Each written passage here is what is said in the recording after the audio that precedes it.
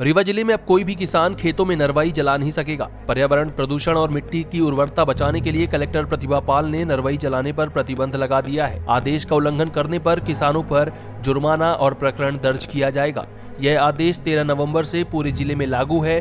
आदेश के मुताबिक 2 एकड़ से कम जमीन वाले किसानों पर 2500 रुपए, 2 से 5 एकड़ वाले पर 5000 और 5 से ज्यादा एकड़ वाले पर 15,000 का जुर्माना लगाया जाएगा। साथ ही भारतीय न्याय संहिता 2023 की धारा 223 के तहत प्रकरण दर्ज कर दंडात्मक कार्रवाई की जाएगी। अब जिले में कोई भी हार्वेस्टर स्ट्रॉ रीपर के बिना खेत में फसल नहीं काट सकेगा।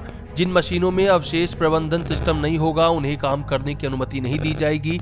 जिला परिवहन अधिकारी को इसकी निगरानी की जिम्मेदारी दी गई है। कलेक्टर ने बताया कि नरवाई जलाने से मिट्टी की सूक्ष्म जीव और जैविक कार्बन नष्ट हो जाते हैं। इससे मिट्टी कठोर हो जाती है और उसकी जल धारण क्षमता घट जाती है। इसलिए खेतों में आग लगाने के बजाय किसानों को फसल अवशेष का उपयोग चारे, खाद या औद्योगिक ईंधन के रूप में उपयोग करने की सलाह दी गई है। आदेश के पालन के लिए अपर कलेक्टर की अध्यक्षता में जिला स्तरीय समिति बनाई गई है। सभी अनुभागों में एसडीएम की अध्यक्षता में उप समितियां गठित की गई हैं। पटवारी और कृषि विस्तार अधिकारी मिलकर नरवाई जलाने की घटनाओं की रिपोर्ट तहसीलदार को देंगे।